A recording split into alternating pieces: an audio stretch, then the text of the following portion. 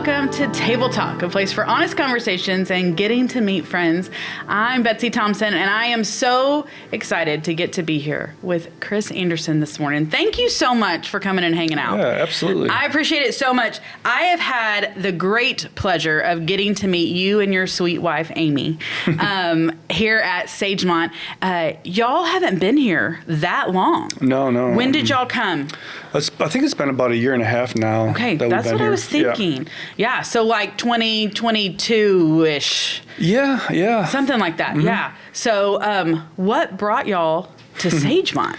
So Because you don't live close. No, we live just south of Pearland off of 288, so it is a little bit of a drive for us, but when we moved here, we were in Florida, we relocated right before COVID happened, so that was always a fun thing to get figured out here. Moved to a brand new place and the world shuts down. Yep. Yeah. So we tried at a couple different churches in the area, and like I think everyone on their church home journey, they try to figure out where they want to be and where they're comfortable. Mm-hmm. And we landed on Sagemont from a recommendation from a friend of Amy's. Okay. And absolutely fell in love with it. That's awesome. We've been here ever since. Yeah. Well, and y'all are such a wonderful example. I want to encourage others out there that when y'all came, you jumped in. Yes. And you've done a great job of getting. You and Amy are both part of Beside now. Yes. You both have mentors that you're working with and walking through. Y'all are here on Wednesday nights for Bible studies that are happening. Y'all have done such a good job of going, this is our church. We want to get plugged in and making the effort to do that. Yeah. So you did a really good job. We love it here. Yeah. It's awesome. We love having y'all here. Y'all are awesome. So one of the big reasons I asked Chris to come and join me today, one, just because he's fun and I want y'all to get to know him, and but also is Veterans Day is coming up. And Chris, you are a veteran. Yep. And so I did a little research. Veterans Day is always on November 11th. And it was interesting when I started digging into it. It was actually called, and I asked Chris, I'm like, am I saying this right? Armistice. Yep. Is that right? Armistice Day. And it was established after World War I to remember the war to end all wars. And it was pegged to the time that a ceasefire or armistice occurred in Europe on November 11th. Yep. But you were saying it was like the 11th? The 11th hour of the 11th day of the 11th month, which was, I never knew that. Like being in the military for a long time, you don't really think about it. Yeah. But I had to do my own research as well too. So it's kind of a little bit of history. It's very interesting that it's November 11th isn't just a random day that they picked. There is such meaning to that. And then also something I think we all need to be aware of, Veterans Day is different than Memorial Day, which is different than Armed Forces Day. Correct, so Memorial Day is our time here for our country to stop and remember those who we've lost in war. Mm-hmm. And then Armed Forces Day is to celebrate those who are currently in the military, currently serving. And then Veterans Day is to honor and thank all of those who have served. Correct, yes. And so we getting all the pieces right, so we are honoring the right people on the right day and doing the right thing. And so Veterans Day, you were in the Army. Correct, yes. Correct. How long were you in the Army? So I joined in 1998, and I was just over 20 years, like 20 years and 6 months. So that was a little bit of time, That's a long time. Yeah. That's a long time. Talk to me a little bit just about your journey through the Army, kind of where you went, what you ended up doing, how that all worked. Sure. Yeah. So I grew up just north of Chicago in Round Lake Beach, and most of my family is still up in that area. My parents, they still live in our childhood home. Cool. My brother and my sister and their families live in the surrounding areas. Okay. And it's kind of interesting. Like most of my family that has served has been in the Navy, which is kind of a big place in the Chicagoland area. They have the Great Lakes Naval Base, and that's where their basic training is at. So I almost joined the Navy, and then I decided that I waited a little bit, and then I decided to join the Army. And I didn't really have a lot going on at the time. I got like your typical teenage, young adult boy, like, getting in trouble and didn't really have a plan. So that's kind of where I decided that I was going to, pick the Army. And you asked my mom to this day, she wasn't happy about it. I came home, I'm like, well, I'm leaving in 2 weeks and I'll see you later. And oh my gosh. So she's probably got a little bit more backstory on that. But I'm sure that she does. I'm sure. I think that's kind of in the end, it's the best thing that happened to me because it led to a great journey and great life. Yeah. So I joined, went to basic training in Fort Benning, Georgia. Okay. And I was enlisted as an infantryman. So that's kind of like I guess it's the ones that actually, not the only ones that do the fighting, but you're on the ground, like you're on trained. The ground. Right, yeah. Okay. I mean, they have other, like you're in a compass or circumference of like other combat arms, but that's one of the big key players that is on the ground, kicking doors in and doing all that stuff. So what helped me with my history, whenever you joined, what was going on in the world in that season? Like what were you walking into knowing you were walking into? So for me, it was kind of different. It was on the tail end, it was in 98, so it was the tail end of the drawdown from the administration at that time.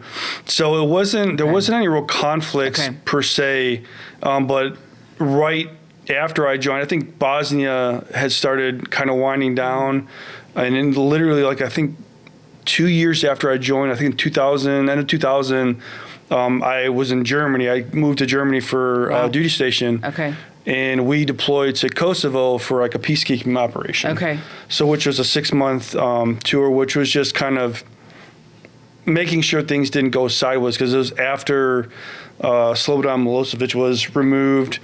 And it was kind of like on a downturn and kind of settling down. So that was the first time that I've actually deployed. And that was it wasn't a combat operation. Right. But it was still kind of getting your feet wet into being in another country and having to operate with the military. So that was interesting. Yeah. Absolutely. So how many times were you deployed in those 20 years? Kosovo was the first one, a 6-month, and then I was in Germany again, the same unit, and we deployed in 2003 for the invasion of Iraq. Wow! So that was obviously very you didn't really know what you're getting into. Yeah. So there was that one. That was a 12-month one. Wow! Mm-hmm. And then I deployed again. After that deployment, I relocated back to Fort Campbell, Kentucky. Okay. And I was with the 101st. And I was there for, I think, about 5 years after that. But I deployed twice with that unit to Iraq again, each one for 12 months each. And then had some breaks in between different duty stations. And then I went to Afghanistan for 9 months.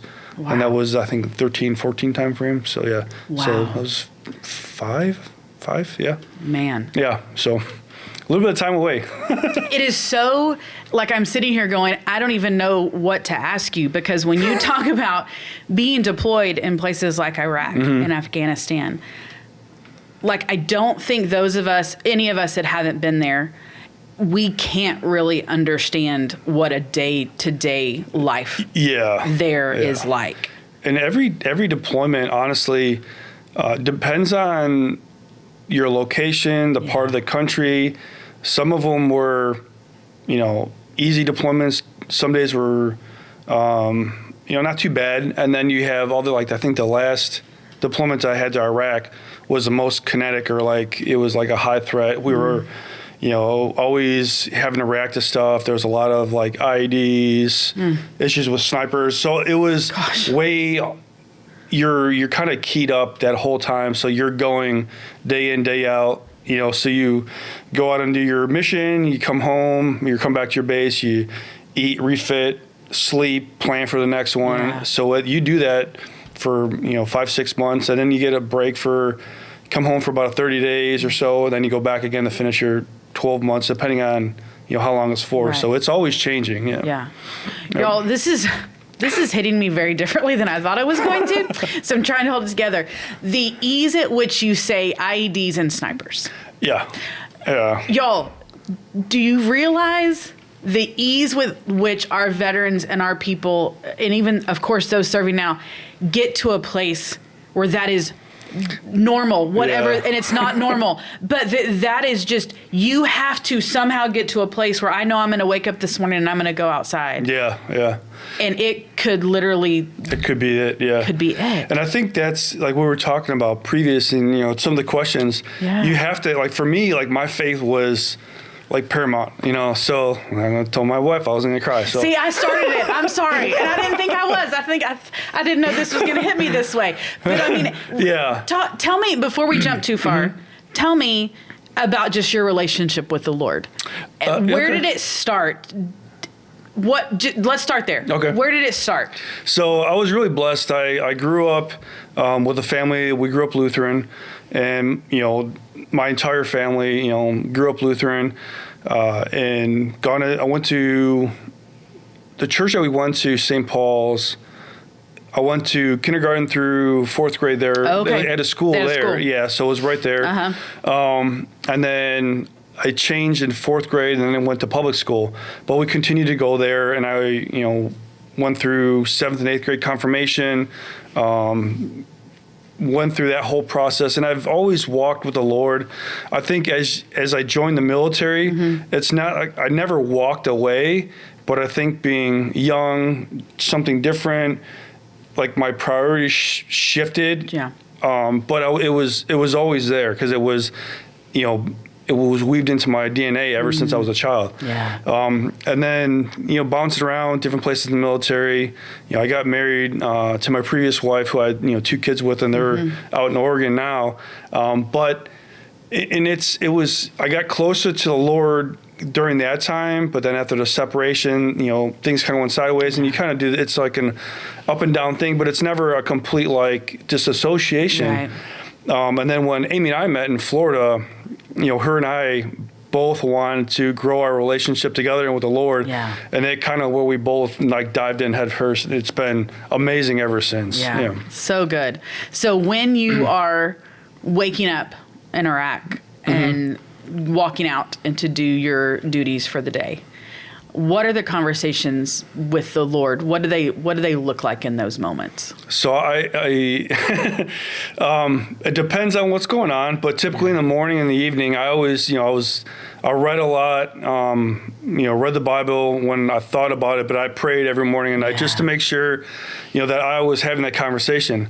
But and a lot of veterans that have, you know, it doesn't even have to be infantry or combat arms. If you've been in a situation that you have to almost, especially when you're running missions and you're, you know, how things are happening, you're in charge of other soldiers or you're part of a team. Right. You don't have time to worry about, you know, what's going on back at base or what's going on at home. You have to worry about, like, your group of people to make sure that, you know, whatever you're set out to do, it gets accomplished and everyone makes it back home. Right. And I think that was where spending that time with God, and, like, even throughout the day, you know, when you think about it, like, you know, just a quick, like, prayer, or if something happens, like, I've got some wild stories of, like, God had his hands on us. Really? Like, because if it wouldn't have him, if he wouldn't have been there, like, it would have changed the course of a lot of people's lives. Wow. So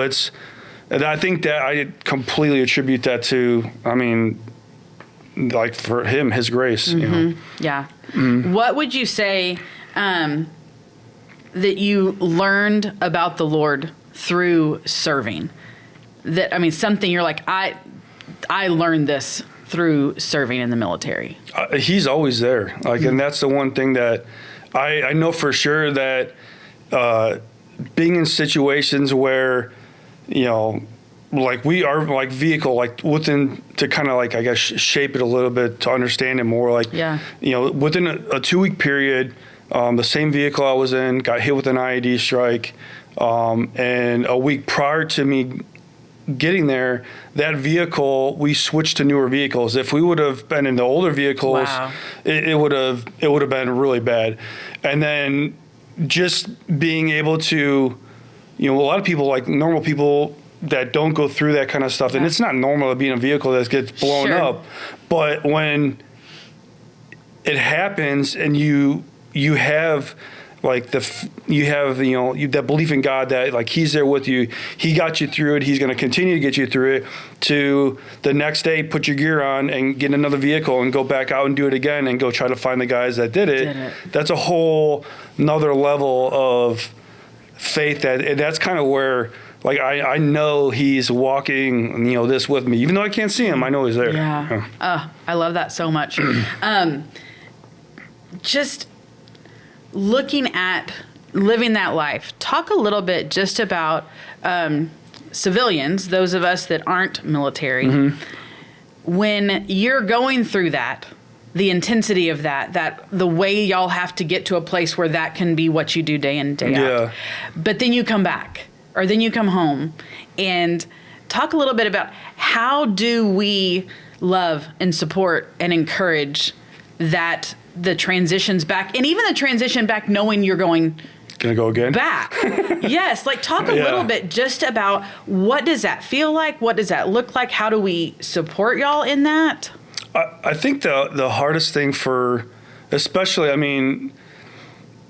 for having a family, it's extremely difficult. Like my wife and I have always talked that, it's hard for me being there because you're the one in danger, you're having to go through it, but it's also like I don't have to worry about what's going on because I'm living it. Right. The family that's home, they don't know day to day. They're not on the phone call, and then all of a sudden, like, hey, I got to go, and then you don't hear from them for a couple of days. So there's always that. But when you get home, you're the veteran. They're keyed up for 6 months, 12 months, whatever, that you're going and going and going. And it does take a lot of time to wind down. But I think having a loving family, friends, they may not have understood what you've gone through, but I think just being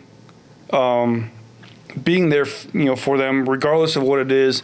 And unfortunately, a lot of us, whether they, have faith or not, there's other demons that come up with not being able to handle, things that they've gone through. And I think that's where the family, friends, or if they're able to identify that and kindly like, hey, look, like, you need help, or how can we help you, and kind of push them in the right direction. In the military, they've gotten better with reintegrating. They call it reintegration when you come back from a deployment. Okay.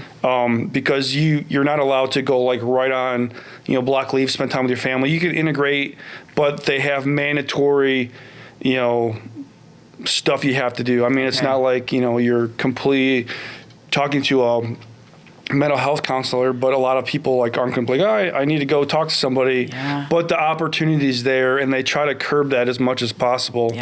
To help with that, because there is a lot of people, they don't deal well coming back. Everyone deals differently with different stuff, and whether it's going using alcohol or other illicit drugs or things that they don't know how to deal with it. And I'm very blessed that I never have had those issues, but I've always had God to fall back on, and I really think that having him in my life, and it's funny, like I don't think about it a whole lot, but my wife, she's like, you're the most calm, like chill person. She's like, I still don't understand how you can just deal with things like that after, and it just, I'm very, very lucky, that things have happened the way they have, because I know a lot of friends that, haven't dealt so well or have had issues in the past. So just trying to help them as much as you can, and being there for them is a big thing. Yeah. I think it's so good in our, world kind of at large, that counseling and mental health isn't taboo anymore. Right. It is this is a real thing. We need to talk about things. We need to deal with these things. And gosh, for our military people, what a huge blessing to be able to go, hey, when you come back, you're probably going to almost 100%, you're going to have to deal with the things that you went through and that you dealt with. Yeah. And we want to do that for you instead of just saying, hey, come back and be fine. Yep.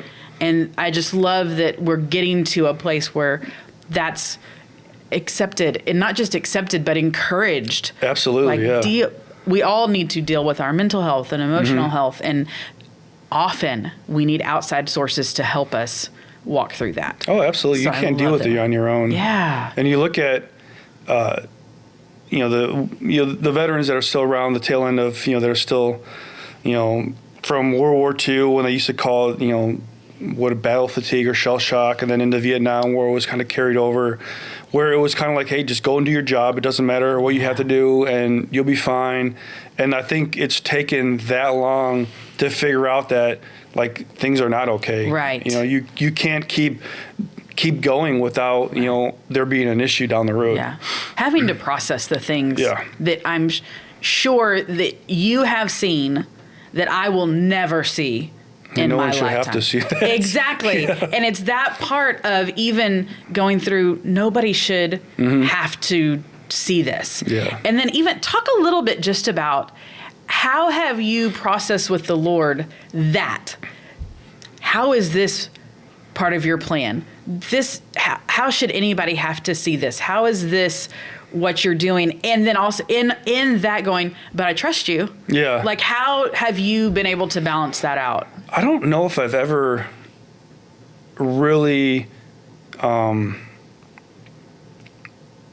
guess kind of like worked through that in a way. Like I know that, things happen, you see bad things, and it's kind of like you try to rationalize in your head, like how could these people do this, and seeing all the inhumanity, and now I know, like I know that he's got a plan. It's for whatever reason, like he's allowing it to happen. There's even the world. I mean, and you look at what's going on in Israel right now, and that's where a lot of veterans, even though they may not be Israeli, they may not have friends or family that are over there, but it's that you're seeing the worst of the worst. Yeah. And if you've walked that life or have gone through that on, even a minor level, like what really bothered me on deployments was, you have people that are, obviously trying to, kill you or do harm to you, but then you see how, these young kids, and then, how they're mistreated, and then trying to figure out like, how to rationalize that in your head, because it's just like, okay, well, are they going to grow up to be somebody else that just hates Americans, or you try to help them out? And the military in general, like, tries to do a lot of, they bring in other people that help kind of, whether it's like bring stuff, like what we do is for like school, like try to bring backpacks and stuff. They try to help with that, or bring soccer balls, or, and I think, trying to, okay, well, things are happening that are bad here, but if we can try to shine a light somehow, I think that kind of wraps back around to, it helps, for me, like I was able to deal with that a little bit better by trying to do a little bit of good where you can, or trying to, not be this like stoic, like don't come and talk to me, because that's off-putting to them too, and everyone's human, so there's going to be emotion regardless. I remember a conversation you and Amy and I had in the hallway a couple of weeks ago here at church, where you were talking about remembering playing soccer with the kids in your full gear, running around playing soccer. Yeah, we did. That was fun. We were able to do that, and obviously different areas, different deployments or different situations. I mean, I was able to do that with the kids. There's been times where in Kosovo, since it was a peacekeeping one, me and a couple of guys that were on patrol, like we stopped through, it was a coffee shop, and went up and we're talking to people there. On another deployment in Iraq, we went in, it was a bunch of Iraqi, young men that, like, there was a pool hall that was open at night, and we were doing a night patrol, and some guys, with our interpreter, we went in there, we had guys that were still pulling security, so it was safe for us, but we went in there, started talking, and, me and another guy were playing pool with them, and they absolutely loved it. And it just, it's not like everybody in that country is bad. You have your bad seeds everywhere. I mean, look at our country. Absolutely. But trying to make the best of it and hopefully be a light where you can it helps. I love that so much. I think there's so often those are the stories that we don't hear. Oh, yeah. In the news and the day-to-day. And that's what's so neat. And I think even an encouragement to all of us during this season, the next couple of weeks with Veterans Day, or just anytime you get a chance, when you talk to a veteran, ask those kinds of stories. Right, Tell me about the time that you got to do something different, you know, and helping hear those kinds of stories that we don't get to hear very often. I can try to do that too. When I think about it, every once in a while, it probably happens more like if I'm buying work supplies at Home Depot, I've ran into a couple of veterans will have their hats on that are from the Vietnam era. And I recognize like the unit on his hat, like, hey, what unit you serve in, and just get to talking to them. That's and cool. They love it, especially the older generation, because people, it's almost like they don't want to have anything to do with it, or they'll disassociate or like not know what to say. Yes. But it's funny because even I'll light up, because they get excited, like, oh, it's another veteran, like, oh, hey, how's it going? It's, and they start asking questions. And if it's just that one little, couple minutes of time that you spend with them, I mean, it means a big deal. It's like, oh, it might be that maybe they were having a bad day that day. Everyone needs somebody to talk to. So it's very cool. Yeah. So you were in the military for about 20 years. How long have you been out of the military now? So I retired December of 2019, the end of the year. So what is that? Like almost 5 years now? Yeah. Close to 5 years. Yep. Talk to me a little bit, just for those of us that are don't know all the things. Talk about the transition from active duty to stepping into retirement and what that looks like. How did you transition? And I know it's different for everybody, but for you, what did it look like? So at the time, I was working at Arkansas State University. That was the last about last year and a half I was in. I was teaching, the college kids there that were going through the officer cadet program. So which was it was a lot of fun because, they're, 19, 20, 21-year-old kids that are, you want to be in the military and they want to pick your brain. They want to know what you know, and you kind of get to impart that wisdom. Because at that point, I was at, I think, 18 years, and I was a company first sergeant, so that's an E8, and that's kind of where I retired at. But there's a lot of people that you've worked with over that time, so they want to know what you know, right? Yeah, for sure. Hey, one thing that I just thought of that we should do, because I might not understand this, but people that were watching it will. Tell me, like, all the titles, like the company name, like the stuff that somebody will go, I knew somebody there, or that's what I used to do. Like, I know I won't necessarily understand it, but somebody watching or listening, it's gonna encourage them or excite them. Yeah, so I guess start with duty stations. I started out at 19 Cav, which was in Fort Hood, Texas. And then from there I went to Germany, which is in Baumholder, Germany. And that was old Ironside, so 1st Armored Division. And I was there for about 5 years. And then at that point, like when I was there, it's kind of when I started going to military school. So I went to, leading up to that first deployment to Iraq, they sent some of us to sniper school. So I went to sniper school myself in Georgia, which was a lot of fun. And then after that deployment, I went to Fort Campbell. I was there for the 2 deployments, but about 5 years. I was in the 101st. I was in, 1st and 2nd, 327. So I was in no slack and above the rest. So, the unit, Fort Campbell's divided into 4 brigades, and everything kind of goes down into these smaller units.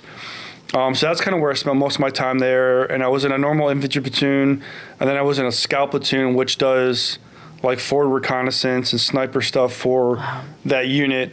And then from Fort Campbell, I went to Ranger School. Made it through that, and then did deployments there, and then left Fort Campbell, went down to Destin, Florida, where I was a range instructor for the 3rd phase of Ranger School. So the first phase the first 2 phases are in Georgia. The one is just in Fort Benning, Georgia. It's just pine trees and clay. And then the 2nd phase is in Dahlonega, Georgia, which is in the Blue Ridge Mountains. So they call it the mountain phase, which is awful. It's just, I've actually got a good buddy of mine that's going to go take over a command sergeant major position there here in February, which would be cool. We'll be able to see him. And that's great. The last time I was there was when I left that place. So that was the worst for me. Yeah. And then in Florida where I was at, they call it the swamp phase. So you're doing a lot of long movements over ground, and then you're doing boat movements, swamp movements, and there's a lot of different things that go into this. So I did that for a couple years. Okay, what is a lung movement? Or a long movement. Okay, movement. I was like long lungs, walks. they're making your lungs work really hard, which probably true. Yes, they're making sure that you can. No, I'm sorry. Yeah, it's just long walks at night.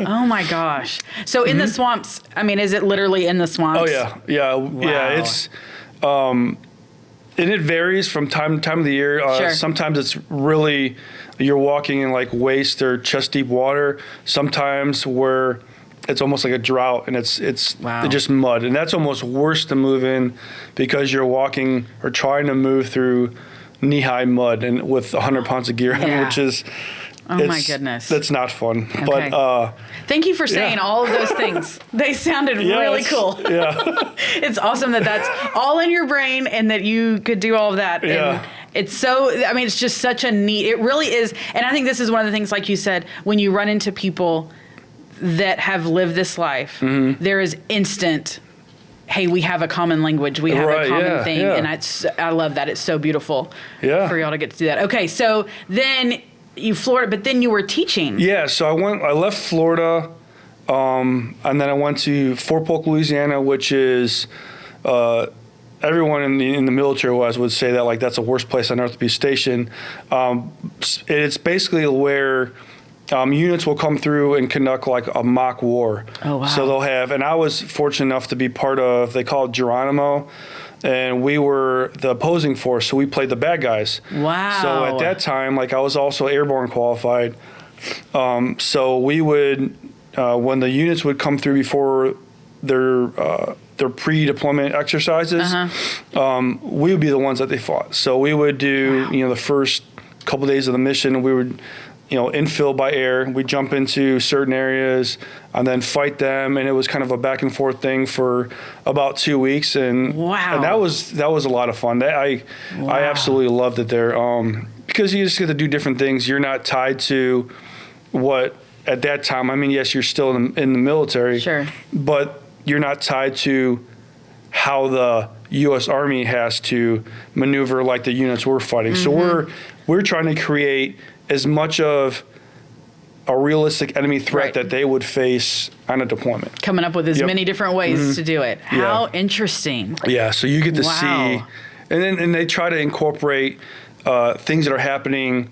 They call them enemy TTPs, things that are happening on a deployment to kind of bring into that to kind of prep them for it. Yep. Wow, that is so interesting. And then after that is when I went to Arkansas State to be really cool. A teacher up there, So. That's amazing. Yeah. The coolness to think about the influence you've had on so many people that are serving right now. Yeah. That's really cool, Chris. And you don't think about it because, you interact with so many people, over a 20-year span. Yeah. And I still have, from time to time, I'll get, either officers or other peers or younger soldiers that have called me up and just, hey, how's it going? Or I have a question about this, or I'm having an issue with this. How would you, handle it? That's cool. And it's cool because like I've been out for, 4 or 5 years now, and people still, I guess find value in it. So that's cool. Amazing. Well, that's a long time, and you did lots of different things and did it really, really well. That's awesome.